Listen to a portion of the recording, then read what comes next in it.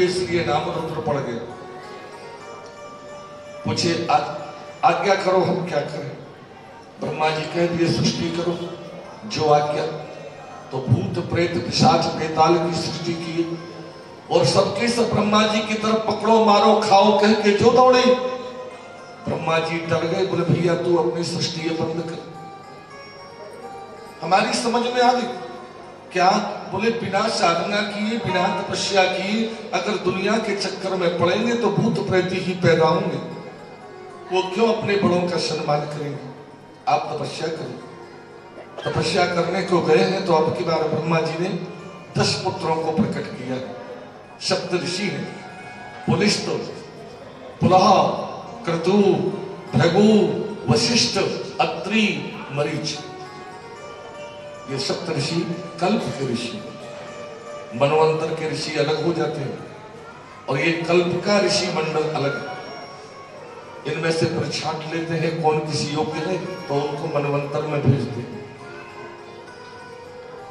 तो यहां 3 पुत्र हैं, दक्ष, कर्दम और नारद। ये 10 मानसी सृष्टि है ब्रह्मा जी की। ये भी जब तपस्या करने को गए हैं तो ब्रह्मा जी उदास हो गए, भगवान से निवेदन किए, बोले मैं अकेला कब तक दुनिया के चक्कर में रहूं, मेरा कोई बेटा मेरे काम में हाथ नहीं बटाता। नारायण बोले सुनो जी, आप अकेले पुरुष को प्रकट करते हो और अकेला पुरुष कभी बंधन में नहीं रह सकता। पुरुष को बंधन में रखना है तो माया को प्रकट करो। कौन? बोले नारी विष्णु माया प्रकट, स्त्री को प्रकट करो। तो अब की बार आपने जुगल संतान मनु और शत्रुपा को प्रकट किया। पूछे हम क्या करें? सृष्टि करो। बोले सृष्टि तो करें पर कहां करें, पृथ्वी तो है ही ना। पृथ्वी कहां है? बोले पूर्व कल्प में हिरण्याक्ष नामक असुर पृथ्वी को जल में डुबा दिया। देवताओं के सहित ब्रह्मा जी ने भगवान की स्तुति की। स्तुति करते करते ब्रह्मा को छींक आई तो नासिका में से 12 भगवान प्रकट हुए। बोले 12 भगवान की। देवताओं को अभय देकर के भगवान गए, हिरण्याक्ष के असुरों को मार भगाए, पृथ्वी को लेके आए। असुरों ने हिरण्याक्ष को बताया। यहां असुरों ने हिरण्याक्ष को जाके बताई, बोले एक 12 पृथ्वी को ले गया। हिरण्याक्ष डांट लगाई, बोले चुप करो, अरे कहीं 12 पृथ्वी को ले जा सकता है? अवश्य वो देवताओं का पक्षधर विष्णु आया और पृथ्वी को ले गया। हम अभी जाते हैं। गदा उठा करके गए हैं और जाके पीछे से डांट लगाई, अरे चोर बाराह कहां ले जा रहा है मेरी पृथ्वी को? रुक, हम तेरे को दंडित करेंगे। भगवान बोले मैं चोर कि तू चोर? अरे मैं चोर नहीं, चोर तो आप हो।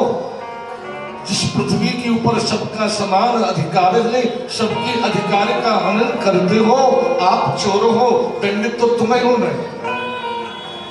बोले बहुत बोलते हो, जानते नहीं हो हम तुम्हारे जैसे वन्य जीवों को मार करके खा जाते हैं, तुम हमारे भोजन हो। भगवान बोले सत्यम बदम्बो वन गोचरा मृगा।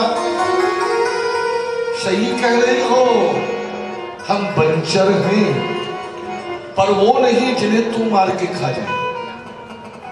हम तो वो हैं जो तेरे जैसे ग्राम सिंहों को ढूंढते ढूंढते। ग्राम सिंह घर का ही शेर, श्वान कह दिया इनको। क्रुद्ध होकर के युद्ध किए, भगवान सुदर्शन को आदेश करके इनका शिरच्छेदन किए, पृथ्वी को स्थापित किए, अपने लोक को प्रस्थान किए। बोल बाराह भगवान। अब सृष्टि प्रारंभ है। मनु की यहां 2 पुत्र हैं, प्रियव्रत और उत्तानपाद। 3 बेटी हैं, देवहूति, आकुति, प्रसूति। तो पहले मनु पुत्रियों के वंश के विषय में आपको बताते हैं। देवहूति का विवाह कर्दम मुनि के साथ में हुआ।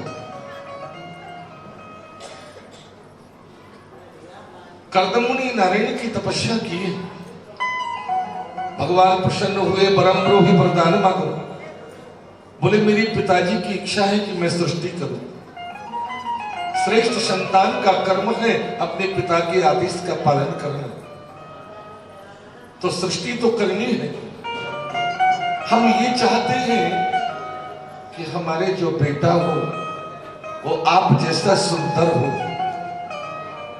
आप जैसा हो जिसे देख करके हमारा मन आपका स्मरण करता है। नारायण मुस्कुराए, वाह वाह, पहली बार कोई पुरुष सृष्टि करने को तैयार हुआ तो वो भी हमें अपना बेटा बनाना चाहता है। भैया मेरी जैसा तो मैं ही हूं, चलो हम ही आपके बेटा बनेंगे। कब? बोले आज के तीसरे दिन महाराज मनु अपने परिवार के साथ आएंगे, अपनी बेटी का विवाह आपके साथ में करेंगे, हम आपके बेटा बन के आएंगे। अब भैया सगाई बारे आवे ना तो तैयारी तो करनी पड़े। लिप पोत के आश्रम को बढ़िया बना ली। तीसरे दिन महाराज मनु अपने परिवार के साथ आए। सुंदर दिव्य वन को देख करके मुग्ध हो गए, जहां वन्य जीव आपस का बैर फूल के एक साथ में विचरण कर रहे हैं। सुंदर स्वच्छ जल की सरोवर है, सुंदर फलों से आच्छादित वृक्ष है, सुंदर पुष्पों से आच्छादित लता है। कितना सुंदर वन। इस वन में कौन रहते? आगे आश्रम पर गए। आश्रम के अंदर से वेदक ध्वनि निकल रही है, दिव्य आश्रम। और अंदर जाकर के देखे तो कामदेव की समान सुंदर श्री कर्दम मुनि विराजे। अब देखो, बेटी को ब्याह तो सभी को करना है,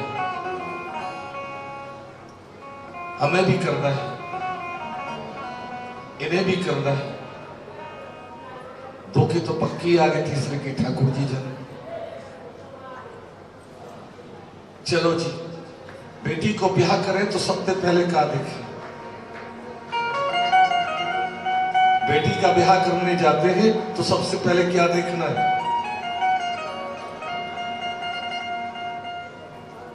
ना जी, पहले देखें घर। छोरी आवेगी तो कहां रहेगी। फिर देखे बर सुंदर है कि नाय, तो बाद में देखें जल। घर बर जल देखते हैं ना। और आज उल्टा है, पहले देखते हैं जल, फिर देखते हैं घर, और बर तो फिर बर है। अरे इतना है ना, उसके पास में कुछ नहीं भी करेगा तो चलेगा। पर भूल रहे हो भाई, अरे पूत सपूत तो क्यों धन संचय, और पूत कपूत तो क्यों धन संचय। पुत्र सुपुत्र है तो धन इकट्ठा करने की आवश्यकता नहीं, अपने आप कर लेगा। और कुपुत्र है तो जितना इकट्ठा किया सबको बर्बाद भी कर दे। तो घर के बाद में देखो पर, कभी हमको भी बड़ा क्रोध आता था, फिर अनुभव किया ऐसा करना है। अब सब मस्ती है, अब कुछ नहीं है। कोई कछु कह तो रहे, कहे गुरुजी तो भोलेनाथ हो गए, गुरुजी से कोई कुछ कहो, गुरुजी को मतलब ही नहीं है, कह दिया ठीक, मस्त रहो। क्योंकि ठाकुर जी वो स्थिति बनने ही नहीं देगा। और लोभ करना है ना, लोभ करना है तो नाम का कर, नामा का मत कर। नाम का कर, नामा का मत कर। धन तो जो तेरे भाग्य में है, जितना है उतना तेरे को मिलना ही मिलना है। और तेरे भाग्य में नहीं है तो तू कितना भी छुपा के रख, बचा के रख, वो तेरा रहना नहीं है, वो तो जाना ही जाना है। चाहे हाथ से दे दो तो जाएगा, और नहीं दोगे तो जेब कट जाएगा। बुढ़ो वृंदावन भी है, इसलिए हाथ से देकर के कम से कम ये तो संतुष्टि है कि मैंने यहां शुभ कर्म में अपना ये सेवा करती, धन लगाती, इतना तो मन में रहेगा कि हाथ से खर्च हो गया और जेब कट जाता है ना, तब तो हाय हाय कट गया, ना जाने कहाँ गिर गया, क्या हुआ, फिर अशांत। इसलिए धन का नहीं धर्म का लोभ करो, वो किसी को मत बांटो, वो किसी को मत बताओ, धन को बांट दो, वो आएगा और आएगा। मोह करना है तो मनमोहन का कर, रोना है तो उसके लिए रो कि इतनी आयु निकल गई, इतनी उम्र मेरी निकल गई, अभी तक वो मनमोहन मेरा क्यों नहीं हुआ, मेरे को क्यों नहीं मेरे ठाकुर मिले। दुनिया के लिए क्या रोओगे, दुनिया तो रुलाने के लिए ही पैदा हो। रोना है तो कन्हैया के नाम पर, और अभिमान करना है तो ईश्वर की कृपा का करो, कृष्ण कृपा का करो कि मेरे ठाकुर जी की मेरे ऊपर कितनी बड़ी कृपा है, मेरे को कितना सुंदर तन दिया, मेरे को कितना सारा धन दिया, मेरे को कितना बढ़िया घर दिया, मेरे को कितना बड़ा परिवार दिया, सब मेरे ठाकुर जी ने दिया, सब मेरे ठाकुर ने दिया। अगर ऐसा कह दोगे ना, जाएगा कुछ नहीं। ठाकुर जी तेरे मकान की रजिस्ट्री अपने नाम नहीं करावेंगे, पर वो खुश जरूर हो जाएगा और अभिमान स्वाभिमान में परिवर्तित हो जाएगा। मैं करते हैं ना बहुत से, मैंने ये किया, मैं ये करता, मैं वो करता, जो मैं करता है प्यारे वही मरता है। मैना ने मैना कही, मैना ने मैना कही तो मोल हुआ 10-20, और बकरे ने मैं करी तो जाए कटाया शीश। फक्र बकरे को हुआ मेरे सिवा कोई नहीं, इस जहां में मैं ही मैं हूं, दूसरा कोई नहीं। जबकि मैंने तर्क की उस साहवे असाव ने, फेर दी जलकर छुरी गर्दन पे उस कसाव ने। गोश्त चमड़ी और हड्डी जो भी थी उस जाल में, कुछ लुट गई, कुछ बिक गई, कुछ बिक गई बाजार में। भक्त आते रह गई, भक्त आते रह गई, मैं सुनाने के लिए, और ले गया नंदा उसे घुमकी बनाने के लिए। चोट डंडे की परी तब आंत चिल्लाने लगी, और मैं के बदले तू ही तू है ये सदा आने लगी। मैं कहना बंद कर दो, मैं अहंकार का सूचक है। तो क्या बोले, बोले हम जा रहे हैं, हम आ रहे हैं, हम ये करते हैं, हम ये कराएंगे। हम कहोगे तो 2 होता है, और मैं कहोगे तो 1 रहता है। हम कहेंगे ना तो ठाकुर जी जुड़ जाएंगे। जीव और ब्रह्म, ईश्वर कराता है और जीव करता है। इसलिए हम करते हैं, हम कराते हैं, हम कराएंगे। मैं मत करो, तो छोड़ना नहीं, इसे मोड़ना है, दुनिया से हटा के ठाकुर से जोड़ना है। यहां उपदेश किए, फिर बोले जोड़ने के लिए 2 मार्ग है। ईश्वर से जुड़ने के 2 मार्ग हैं, ज्ञान मार्ग और भक्ति मार्ग। ज्ञान मार्ग टेढ़ा है, भक्ति मार्ग सीधा है। ज्ञान को पंथ कृपाण की धारा, ज्ञान पे चलना है, ज्ञान मार्ग पर तलवार के ऊपर चलने के बराबर है। अगर ध्यान से चलोगे तो चल जाओगे, और नेक भी ध्यान बट गयो कि पांव कट गए। और भक्ति मार्ग तो सीधा है, चौड़ा है, आंख बंद करके टहलते उछलते कैसे भी जाओ। ज्ञानी ज्ञानी है और भक्त भूला है। निर्मल मन जन सो मोहि पावा, और मोहि कपट छल चित्र ना भाव। वो भोला जो है वो भक्त है। बालक छोटा है, भोला है। बालक देखो बोलता है ना तो पिता को माँ, माँ को पिता कह देता है। नाराज होते हैं,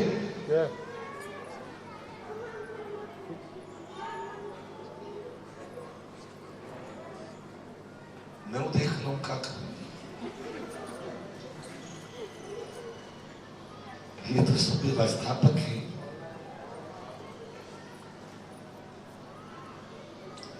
छोटा बालक अगर पिता को माँ, माँ को पिता कहता है तो दोनों मुस्कुरा देते हैं, देखो मेरे को माँ बोल रहा है, मेरे को पिता कह रहा है, दोनों ही खुश हो गए। और वही जब बड़ा हो गया, पढ़ लिख गया, अब वो पिता को माँ बोले और माँ को पिता बोले तो क्या करोगे फिर? हंस जाओगे, डांट लगाओगे, पागल मजाक करता है, दिखाई नहीं देता मैं पिता हूं। वो कहेंगे दिखाई नहीं देता मैं मां हूं। वही बेटा है, जब छोटा था भोला था तो जो भी बोला था अच्छा लगा, लेकिन जब वो बड़ा हो गया, पढ़ लिख गया, ज्ञानी हो गया, और फिर वो वही बोलेगा तो गड़बड़ हो जाती है। इसलिए त्वमेव माता च पिता त्वमेव, त्वमेव बंधुश्च सखा त्वमेव, त्वमेव विद्या द्रविणम त्वमेव, त्वमेव सर्वम मम देव देव। ये भक्त के लिए, ज्ञानी के लिए नहीं। भक्त भक्त तो ठाकुर से जो कह दे वो सही, और ज्ञानी के लिए तो व्यवस्था है, तू तो जानता है। सहस्त्र शीर्षा पुरुषा सहस्त्राक्ष सहस्त्रपाद, कौन हूं मैं, तू मेरे को जानता है तो वही बोल। इसलिए भक्ति श्रेष्ठ है। भक्ति के विषय में तो आप लोग जानते हैं। एक बार कोई ग्रामीण किन्हीं गुरु जी के पास गए, बोले कि मेरे को दीक्षा दे दो, शिष्य बना लो। गुरु जी ने दीक्षा दे दी। अब दीक्षा के बाद में शिक्षा दो, शिक्षा दे रहे। अब गुरु जी उपदेश कर रहे हैं, उनके पल्ले नहीं पड़ रहे तो वो सो रहे बैठे बैठे। गुरु जी को गुस्सा क्रोध आ गया, बोले मैं तो उपदेश करूं और ये सो रहे। एक धक्का मारे, चल गपुआ, चल गपुआ। गपुआ माने गप सुनने वालों, कहानी सुनने वालों। बोले बस गुरु जी मिल गए, मिल गए, मिल गए, अब मिल गए। गुरु जी सोचे क्या मिल गया इसको। गए और गंगा जी के किनारे पर बैठ गए। गपुआ गपुआ गपुआ गपुआ गपुआ कहना शुरू कर। द्वारकाधीश रुक्मणी से बोले चल तो घुमाए के लाओ। रुक्मणी को घुमाने ले गई, नहीं किया। रुक्मणी से कही आते पूछिए क्या कह रहे हो, कौन को नाम ले रहे हो। रुक्मणी बोली भाई किसका नाम ले रहे हो।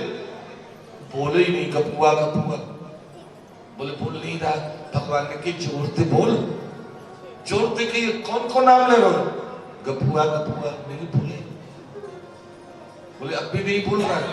भगवान बोले या हिलाई की पूछ। उनको जोड़ते हिलाई की पूछी किसका नाम ले रहे हो। बोले किसका नाम ले रहे, तेरे कसम को नाम ले रहे और कौन को नाम ले रहे। और रुक्मणी जी को ये तो अच्छी बात नहीं लगी। भगवान की तरफ देखी, भगवान ने इशारों किए, पूछ कहाँ है मेरो पति, कहाँ है मेरो कसम। बोले कहाँ है मेरो कसम। बोले तेरो कसम चूल्हे पे, तेरो कसम चूल्हे पे। और दैवयोग थे ठाकुर जी चूल्हे पे ही खड़े जहां वो भोजन बना बोलो वृंदावन भी है। तो ये है प्यारे भक्त, तो जो बोल दे ठाकुर जी स्वीकार कर। और ज्ञानी की तो पूरी परीक्षा है। इसलिए भक्ति मार्ग श्रेष्ठ है। स्त्रियों को भक्ति की जल्दी कृपा होती है। हाँ, ये तीनों एक दूसरे के आश्रित हैं, एक दूसरे के साथ में चलते हैं। भक्ति ज्ञान वैराग्य अलग नहीं। ज्ञान होगा ब्रह्म सत्य, ब्रह्म सत्य, तो वैराग्य कहेगा कि जगत मिथ्या, दुनिया झूठी, ये वैराग्य। अब छोड़ दो घर को, घर को छोड़ के क्या करोगे, वो भजन करोगे, वही भक्ति है। एक को पकड़ो तो अपने आप आती है सब में। हाँ, मां भक्ति यदि कृपा करती है तो भैया ज्ञान वैराग्य को कृपा करनी पड़ती है। सक्षम किम प्रमाणम। तुलसीदास जी को तो जानते हो ना, रामचरित लिखा है रामायण, वो कई पढ़े लिखे होंगे, पर सूरदास जी किस यूनिवर्सिटी में पढ़े, तब तो अंध विद्यालय भी नहीं थे। कहां पढ़े सूरदास, जो 1.25 लाख पद लिखे हैं, कवित्व लिखे हैं 1.25 लाख, पदों की कविता सूर सागर बना दी।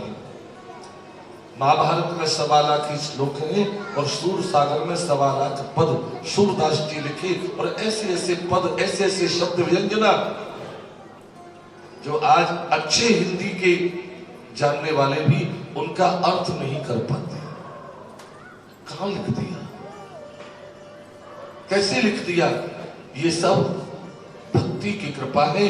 मां भक्ति कृपा की तो ज्ञान भी कृपा कर ही दी। एक को पकड़ लो तो अपने आप आते हैं। सुंदर उपदेश किए सांख्य योग का यहाँ वर्णन करके मां को बताएंगे, और आदेश लेकर के बंगाल की खाड़ी में जाके साधना करते हैं कपिल भगवान। बोलो कपिल भगवान की।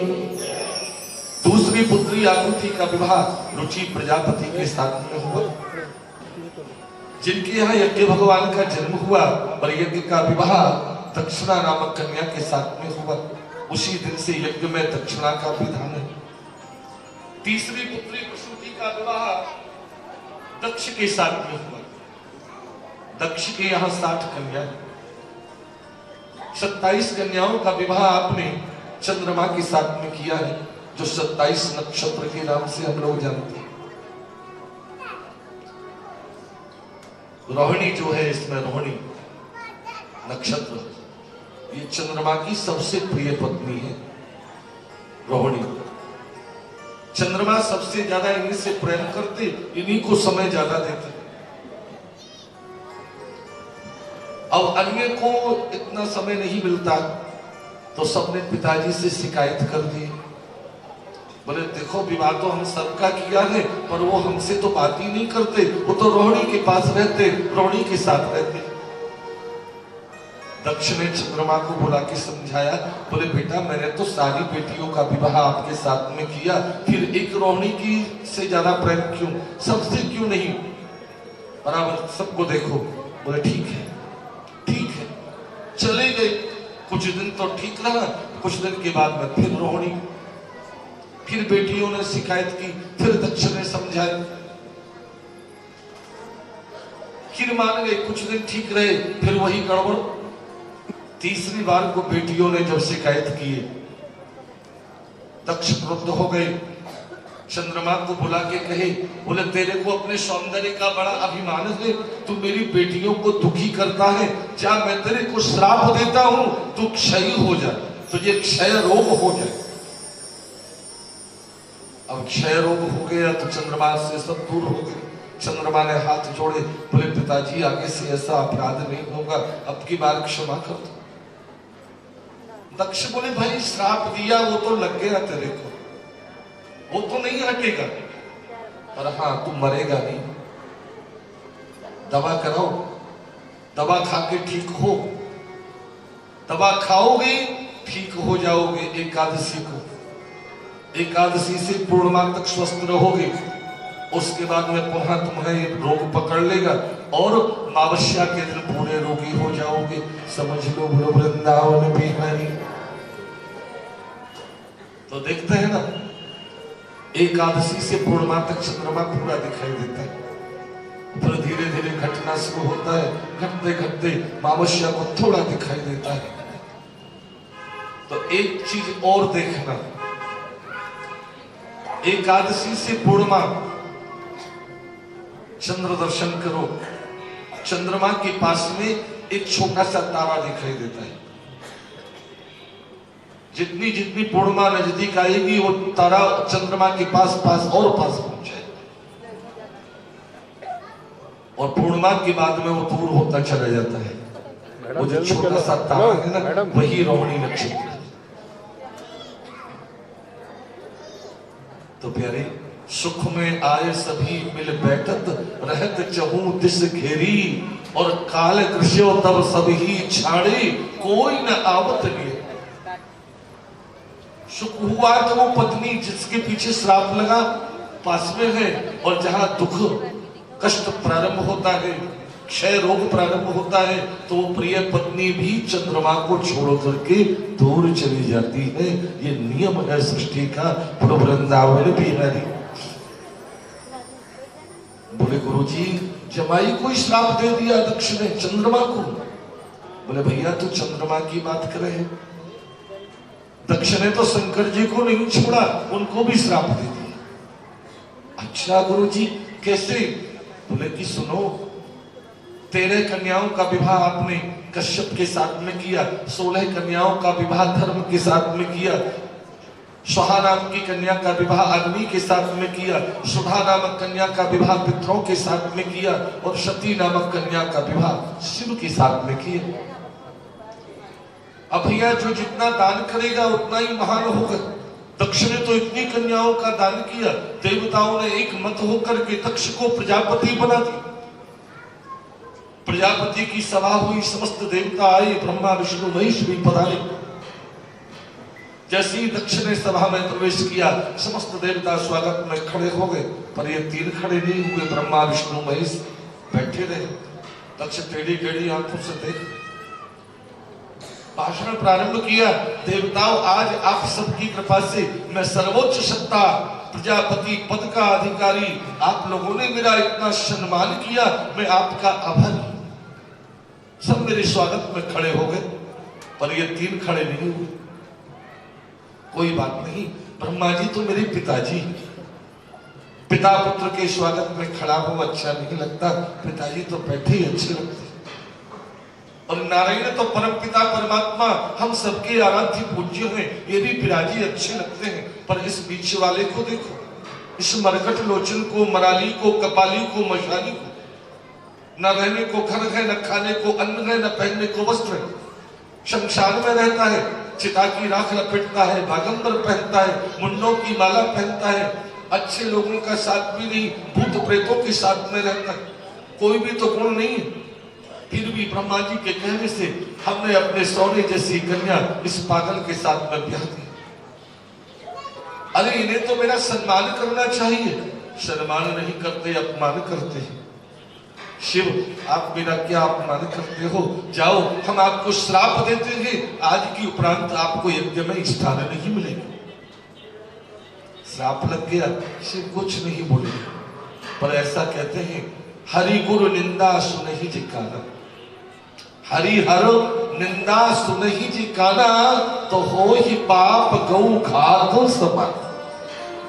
जो नारायण की निंदा, शंकर की बुराई सुनता है ना, उन्हें गौ हत्या के बराबर पाप लगता है।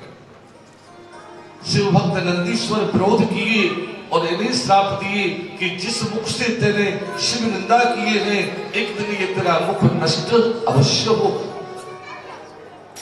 श्रापा श्रापी हो गई, सभा विसर्जित हो गई, सब चले गए। अब कोई यज्ञ नहीं करता। बोले यज्ञ करें, शिव को स्थान दें तो दक्ष नाराज होता है, और नहीं देते हैं तो शिव का अपमान होता है। ऐसा काम ही क्यों करते हो जिसके करने से किसी को कष्ट हो? यज्ञ बंद हो गया। दक्ष ने देखे कोई यज्ञ नहीं करे तो चलो हम करेंगे। यज्ञ प्रारंभ किए, समस्त देवताओं को बुलाए, बेटियों को बुलाए, जमाइयों को बुलाए, नहीं बुलाए तो शिव को नहीं बुलाए। देवता विमान में विराजमान होकर के कैलाश के ऊपर से जा रहे, सती महारानी देख रहे, देवर्षि नारद आए। आपने पूछी, बोले देवर्षि ये सब देवता कहाँ जा रहे हैं? बोले आपको पता नहीं है? नहीं तो। बोले आपके पिताजी यज्ञ कर रहे हैं, यज्ञ में जा रहे हैं। अच्छा, पिताजी यज्ञ कर रहे हैं? हाँ। आपके पास निमंत्रण नहीं आया? बोले नहीं आया। बोले इतना बड़ा काम है, भूल गए होंगे। भूल हो जाती है, जाना चाहती हो? बोले ऐसी कौन बेटी होगी जो अपने पिता से के दर्शन न चाहे? तो जाओ, बिना बुलाए कैसे जाए? बिना बुलाए कैसे जाए? नारद जी बोले पिता के यहाँ, पिता के यहाँ, गुरु के यहाँ भगवत कार्य में बिना बुलाए जाने में दोष नहीं है, चले जाना चाहिए। कह के आप तो चले गए। इधर बीते संबत सहस्र 87 और खुली समाधि शंभु अविनाश। राम राम शिव सुमिरन लागे, जानी सती जगत पति जा। 87,000 वर्ष के बाद में आज शिव की समाधि पर सती सामने हाथ जोड़ के बैठी है। आपने देखा, कुछ कहना चाह रही, आपने पूछी क्या बात है? बोले मेरे पिताजी यज्ञ कर रहे हैं। बाबा बहुत अच्छी बात है, हम वहां जानो चाह रहे हैं। जाओ, पर ये बताओ आपके पिताजी ने आपको बुलायो? बोले बुलायो तो नहीं बुलाए तो मत जाओ। क्यों? हमने तो सुना है पिता की यहाँ, गुरु की यहाँ, भगवान के कार्य में बिना बुलाए जाने में दोष नहीं होता। बोले बिल्कुल सही सुना है आपने, पर एक बात बता दो, क्या? यद्यप विरोध मान जहाँ कोई और तहाँ कई कल्याण ना हो। जहां अपना कोई जरा भी विरोधी होना, वहां जाओ तो कल्याण की कामना मत लो। और यहाँ तो कोई और नहीं, स्वयं यज्ञ करता आपके पिताजी मेरे विरोधी हैं। ये है भोलेनाथ की भोली बात। प्यारी स्त्री सब सुन लेती है, सब सुन सकती है, नहीं सुन पाती है तो अपने मायके वालों की बुराई नहीं सुन पाती। नहीं मानो तो करके देख लो हरी मत। कल बैठी दिख जाए बगल में, बता देंगे वहां से मुझे, बोलो वृंदावन। नाराज हो जाएगी, लड़ जाएगी। बने काम बिगाड़नो है तो नेक ससुराल वाले की बुराई कर दो, और बिगड़े काम बनाना है तो नेक उनकी बड़ाई कर दो। अब भोलेनाथ तो भोलेनाथ, सीधे साधे कह दियो तेरे पिताजी मेरे विरोधी है। बोले क्या बात कर रहे हो? मेरे पिता तो आपको इतना सम्मान करें, आपसे तो प्रेम करे हैं, और आप मेरे पिताजी के लिए ऐसा कहते हो, ये बात जम नहीं रही है। शंकर जी ने बताई ऐसा ऐसा हो गया। हम तो नारायण के ध्यान में बैठे, पता ही नहीं तेरे पिताजी कब आ गए, हम उनका सम्मान नहीं कर पाए तो उनसे नाराज हो गए। अच्छा, पिताजी को पता नहीं होगी, हम जाएंगे, हम समझा देंगे। भोलेनाथ बोले मैं मना करूंगा तो भी जाओगी? बोले अब तो जाना ही पड़ेगा, क्योंकि हमें तो दोनों ही चाहिए, दोनों ही प्रिय है, पिता और पति दोनों ही हमारे प्रिय हैं, हम दोनों को अलग नहीं कर सकते, इसलिए जाना पड़ेगा। तो फिर आना नहीं पड़ेगा। शंकर जी समझ गए, जाएगी तो अब लौट करके नहीं आएगी। ठीक है, आपकी राजी, आपकी राजी।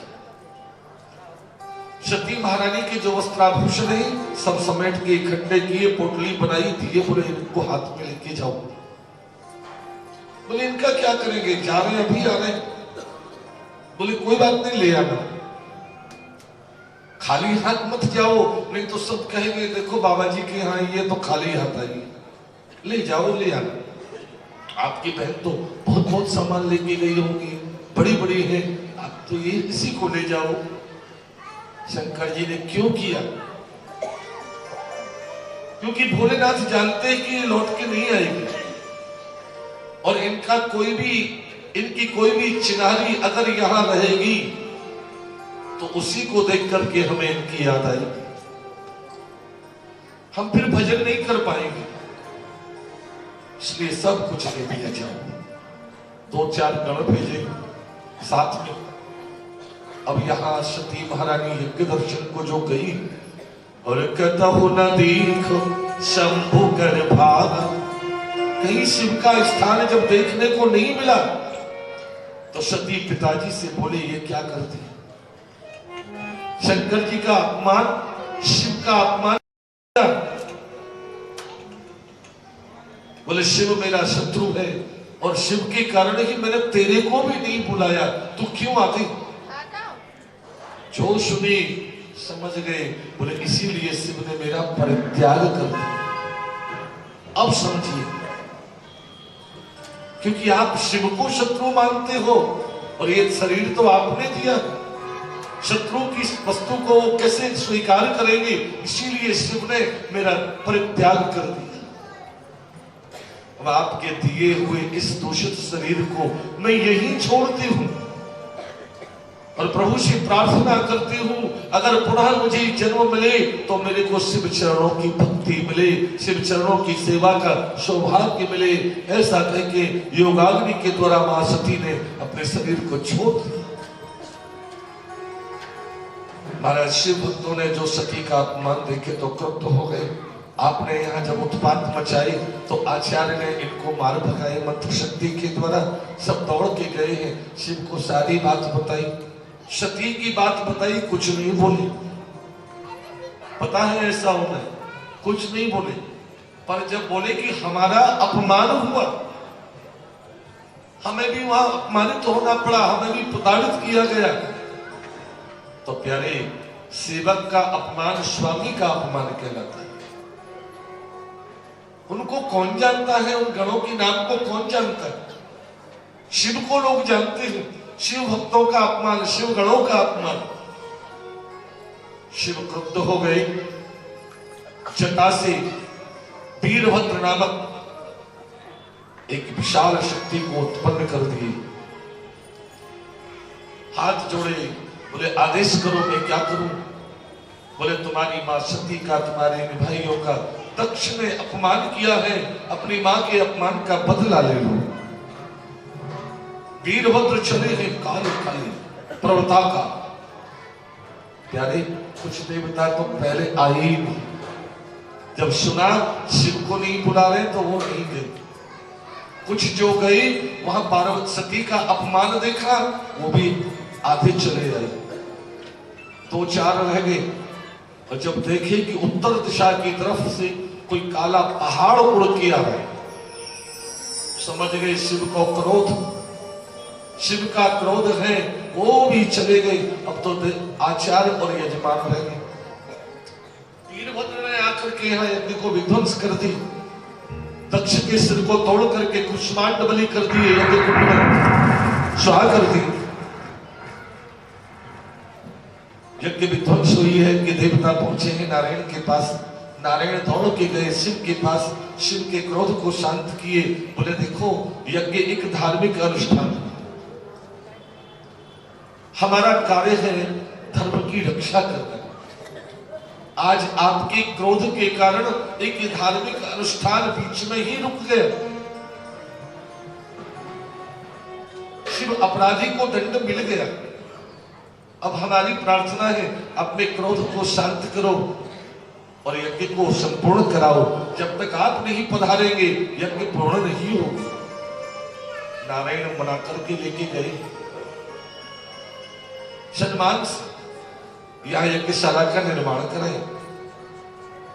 यजमान देखिए जो बिना सिर के बैठे, पूछी भाई इसका सिर कहाँ है? बोले वो तो मैंने स्वाहा कर दियो। अरे भैया तेने कहा कर दी, जल्दी जाओ जो मिले उसका सिर लाओ। तो एक बकरा मिल गया, इसी का सिर काट करके लाए, ला करके जो शिव को दिए। भोलेनाथ बोले ये क्या है? बोले आप ही ने तो बोला जो पहले मिले उसका सिर ला, ये मिले इसको ले आया। नारायण मुस्कुराए, भैया अब मैं क्या करूं, तेरे भाग्य में ही है। वो बकरा को सिर लगा के अमृतमय दृष्टि डाल के इन्हें पुनः स्वस्थ किए। बकरा के मुख से ही आप स्तुति करते हैं, आदिदेव नमस्तुभ्यं। हे आदिदेव महादेव, मैं आपको प्रणाम करता हूं। आपके समान दयालु कृपालु कौन होगा जो मेरे जैसे अपराधी को आप जीवन दान देते हो? मैंने जो श्राप दिया वो तो आपको भोगना पड़ेगा। यज्ञ में स्थान तो आपको नहीं मिलेगा, पर यज्ञ की पूर्णाहुति के बाद में, यज्ञ की पूर्णाहुति के बाद में जो सामग्री बचेगी उस पर आपका अधिकार। समझ लो, बोलो वृंदावन में भी है नहीं। इसलिए याद रखो, पूजन सामग्री उतनी ही लाओ जो पूर्णाहुति तक पूरी हो जाए। नारद जी के द्वारा प्रेरित होकर के शिव आराधना करती है।